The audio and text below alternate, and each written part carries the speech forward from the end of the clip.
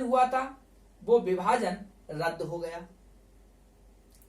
अब इधर 1911 के बाद ये खबरें आने लगी, ये समझा जाने लगा कि अब स्थितियां ऐसी बन रही थी दुनिया में, विश्व में ऐसी स्थितियां बन रही थी कि प्रथम विश्व युद्ध शुरू होने वाला था। सन 1914 में प्रथम विश्व युद्ध की शुरुआत हुई। जिस समय प्रथम विश्व युद्ध चल रहा था उस समय कुछ पश्चिमी देशों में, जैसे कि प्रथम विश्व युद्ध की शुरुआत हो रही थी, उस समय पश्चिमी देशों में जैसे कि कनाडा में भारतीयों को प्रतिबंधित किया गया था जाने से। ऐसे भारतीय जो सीधे कनाडा जाएं उन्हें तो वहां पर प्रवेश मिलता था, लेकिन जो भारतीय सीधे कनाडा नहीं पहुंचते थे उनको कनाडा सरकार अपने यहां प्रवेश नहीं देती थी, ये शर्त थी उनकी। बल्कि आपको बता दें कि उन देशों में भिखारी, कोढ़ी और भारतीय, ये 3 श्रेणी के लोगों का जाना प्रतिबंधित था।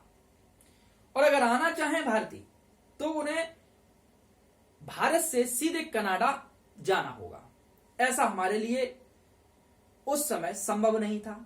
लेकिन एक गुरदीप सिंह नाम के एक सिख व्यक्ति ने जापान से एक जहाज किराए पर लिया, जिस जहाज का नाम था कामागाटा मारू, और उस जहाज में भारतीयों को बिठालकर वो कनाडा पहुंच गया, सीधा कनाडा पहुंचा। लेकिन कनाडा की सरकार ने बंदरगाह पर ही उन्हें रोक दिया और कागज और अन्य कार्रवाइयों का बहाना बनाकर उनको भूखे प्यासे वहीं पर रोके रखा गया, जिससे कई लोग बीमार पड़ गए। उसी दौरान विश्व युद्ध शुरू हो चुका था। तो हमें वापस आए जब हम भारत, तो हमारी झड़प जो हुई अंग्रेजों के साथ हुई। यहां पर कामागाटा मारू जहाज में जो सवार यात्री थे उनमें कई यात्री मारे गए। तो इस प्रकरण को कामागाटा मारू प्रकरण के नाम से जाना जाता है। यहां पर एक प्रश्न पूछा जाता है कि कामागाटा मारू क्या है, तो कामागाटा मारू एक जापानी जहाज का नाम था।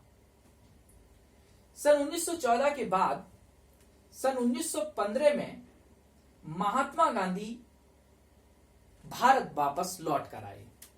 महात्मा गांधी कहां थे? महात्मा गांधी दक्षिण अफ्रीका के डरबन शहर से भारत वापस लौटे थे। 1915 में जब महात्मा गांधी वापस लौटे तो उन्होंने यहां देखा आकर कि यहां पर मुस्लिम लीग पार्टी और भारतीय राष्ट्रीय कांग्रेस, ये 2 पार्टियां हैं और दोनों आपस में लड़ती हैं। तो उन्होंने कहा कि इस तरीके से हम अंग्रेजों की नीतियों का विरोध नहीं कर सकते हैं। महात्मा गांधी के कहने पर मुस्लिम लीग पार्टी को लखनऊ में भारतीय राष्ट्रीय कांग्रेस के अधिवेशन में बुलाया गया। सन 1916 में महात्मा गांधी के समझाने पर मुस्लिम लीग पार्टी का विलय भारतीय राष्ट्रीय कांग्रेस में हो गया। इस समझौते को लखनऊ समझौता के नाम से जाना जाता है। गांधी जी का यह प्रयास बहुत ही सराहनीय था। हम फिर से एक हो चुके थे। इसके बाद सन 1917 में गांधी जी ने भारत में राष्ट्रीय आंदोलनों की शुरुआत की।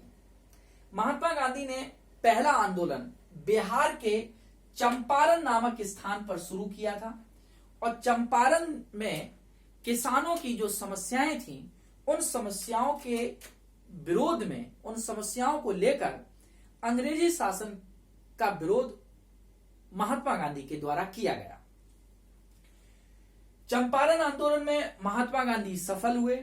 इसके बाद गांधी जी को रविंद्रनाथ टैगोर के द्वारा महात्मा की उपाधि दी गई थी। सन 1918 में खेड़ा आंदोलन हुआ। इसके बाद जब आंदोलनों से हमने अंग्रेजी हुकूमत को झुकाना शुरू किया, उसी दौरान अंग्रेजी सरकार ने एक नया नियम हमारे भारत में बना दिया और वो नियम था रॉलेट एक्ट। सन 1919 में रॉलेट एक्ट बनकर भारत आया इस रॉलेट एक्ट में संदेह की दृष्टि पर किसी को भी गिरफ्तार करके उसको ऊपर सीधे मुकदमा चलाया जा सकता था।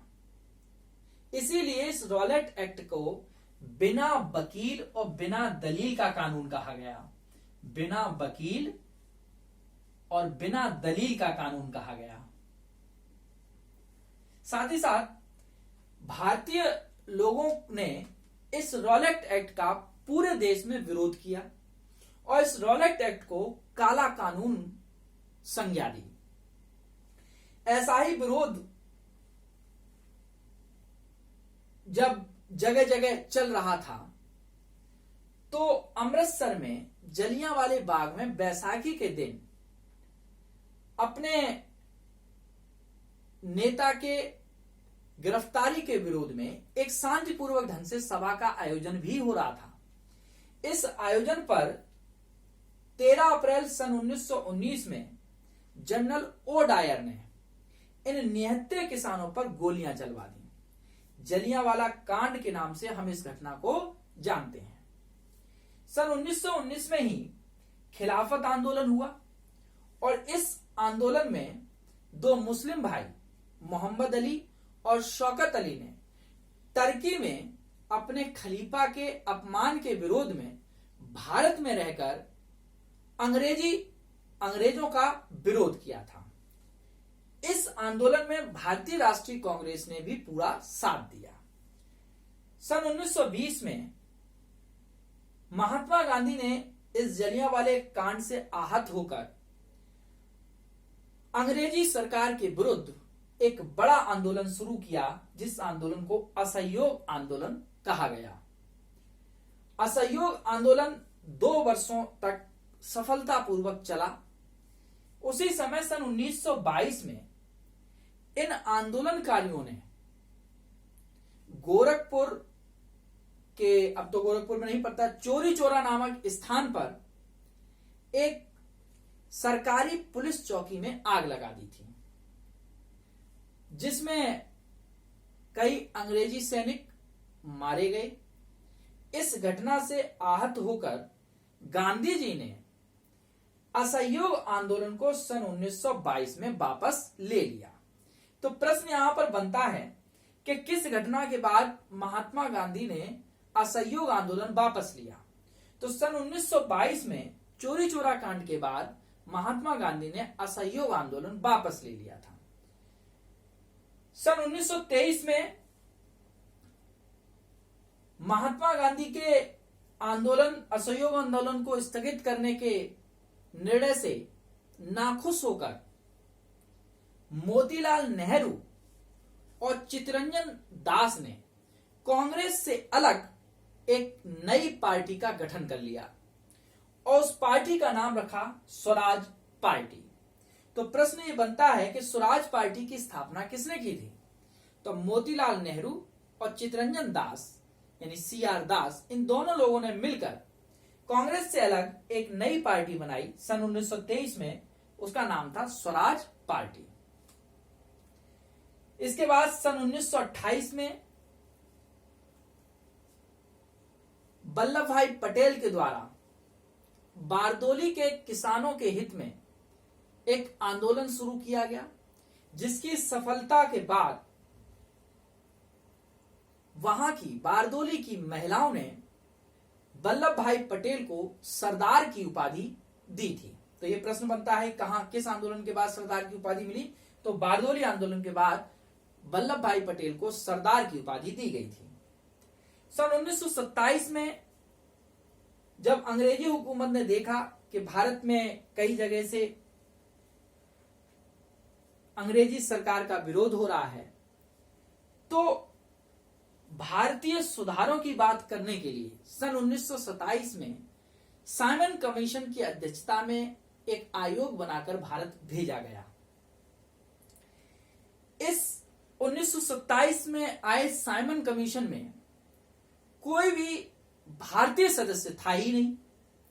इसलिए जब यह कमीशन भारत में आया तो हमने इसका विरोध किया, क्योंकि यह कमीशन भारतीय सुधारों की बात करने आया था परंतु इस कमीशन में किसी भी भारतीय सदस्य को तो लिया ही नहीं गया था। तो हमने साइमन कमीशन का विरोध किया। ऐसा ही विरोध सन 1928 में लाहौर में लाला लाजपत राय के द्वारा किया जा रहा था, जहां पर अंग्रेजी सरकार के कहने पर पुलिस ने लाठीचार्ज किया आंदोलनकारियों पर और लाठी की चोट से लाला लाजपत राय की लाहौर में मृत्यु हो गई।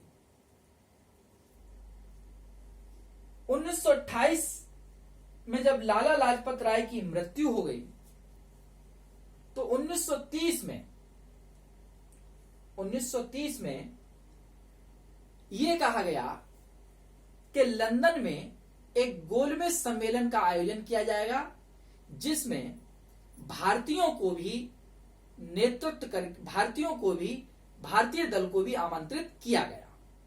तो प्रथम गोलमेज सम्मेलन 1930 में हुआ था।